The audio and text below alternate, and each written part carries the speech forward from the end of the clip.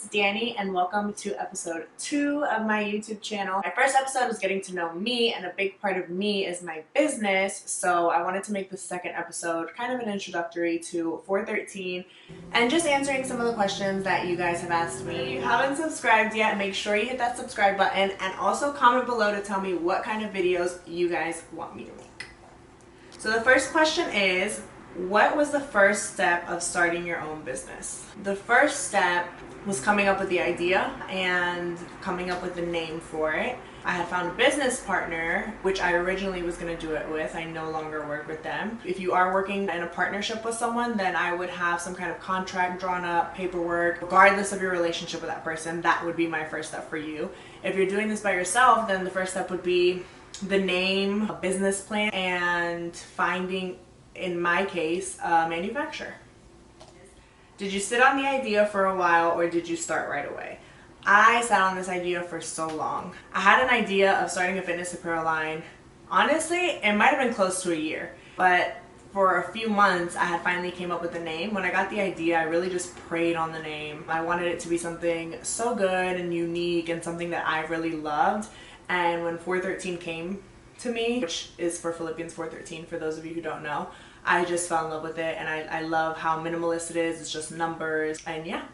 How did you pull the trigger and finally get started? Back to the business partner. Trying to make a long story short, I dropped the business partner before I launched the business itself. So it's funny just how everything works out. It's just kind of a stressful situation. I feel like that person was put there for me to pull the trigger, just because of how it all worked out, and they had the direct connection to the manufacturer. But that is how I finally pulled the trigger, was through a business partner that I no longer have. But I say all that to say that if you're going through anything, just know that it's there for a reason, even when it looks like it's a negative situation. Okay, I'll ask it. Since it's my question, the person behind the camera. Okay, so this is a question my best friend Maria had for me. So anybody who's going to start a business always, or start anything, they feel that little fear of like, what if it doesn't do well? What if this? How did you get yourself to overcome that and just say, forget it, I'm going to do this anyways, and just go with it? How did you overcome that? So that whole concept of fear of starting something new, I go through to this day with this YouTube channel, with everything. And I feel like it's something a lot of us struggle with, especially as entrepreneurs or artists or anything like that. And it's just something that you have to just go for. Like, you have to think, what's the worst that can happen? The only sure way of failing is by not doing it at all. And also, one of the biggest lessons I learned by starting the business is that I started before I knew everything. I didn't let that stop me in this case, and I've learned so much, and so many things that I couldn't have learned any other way than through my own trial and error and through being hands-on and actually executing. I feel like the only way to deal with it is to kind of just like take it on head first and just do it. Literally. After that, you'll realize that, oh, that wasn't that bad, and that helps for the next time it happens, because chances are it'll happen again. For sure.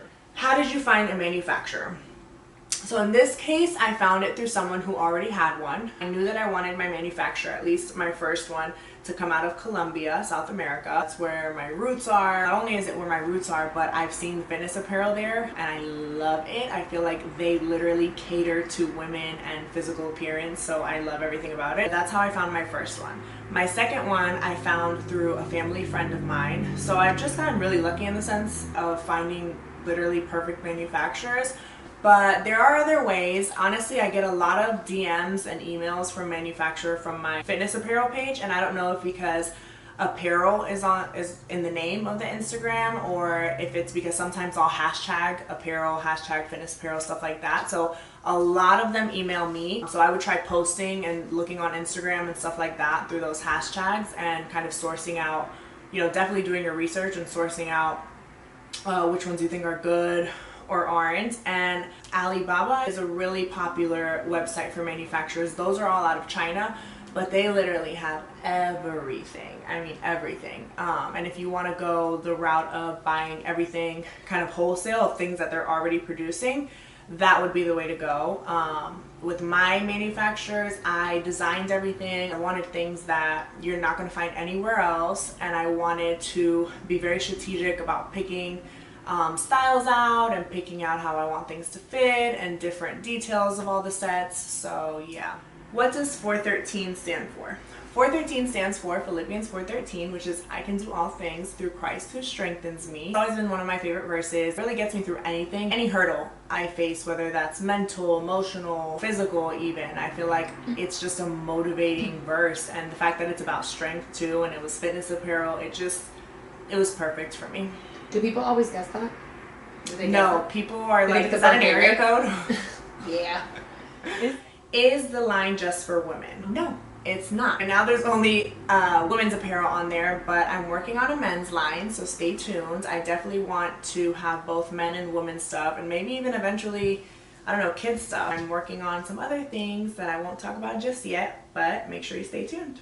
Wait, did you know that there's an angel number 413? No. Yeah, so it says in here, number 4 resonates with honesty and integrity, practicality and application, That hard me. work, responsibility. Number 1 relates to initiative, instinct, intuition, self-leadership. Number 3 indicates that ascended masters are around you, assisting when you ask. Don't cry. I was like, you gave me your I'm gonna cry face. Because when I looked up 413, I put 413 area code, but it just came up as see real tears. This is way too soon. This is just episode 2. I've been begging her to be this vulnerable. Wow. What is the hardest part? Child, all of it.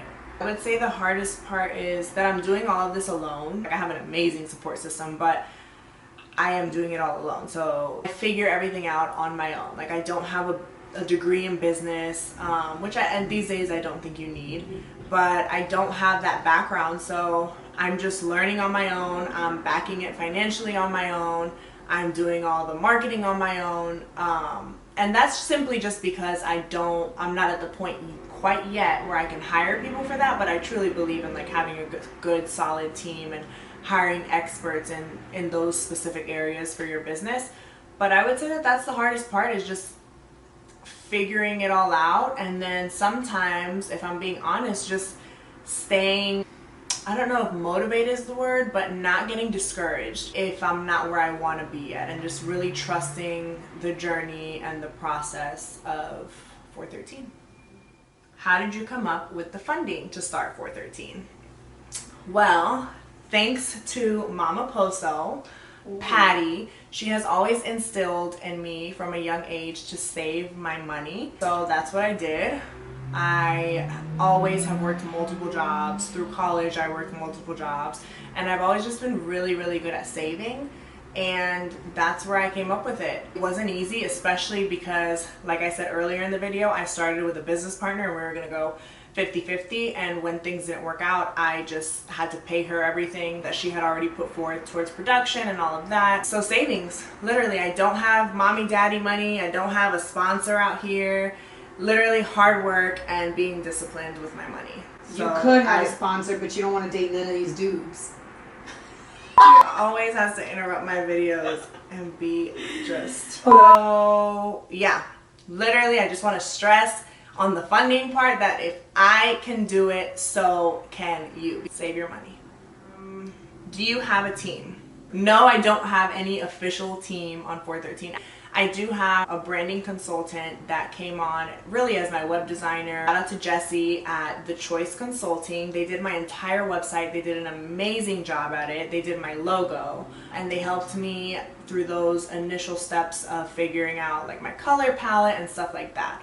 Other than that, no, like I said, I do everything on my own, but I'm fortunate enough to have friends and family that have helped me when I have events or pop-up shops or anything like that. They're always right by my side supporting me when I need someone at photo shoots and all that fun stuff. What's your favorite part about owning 413?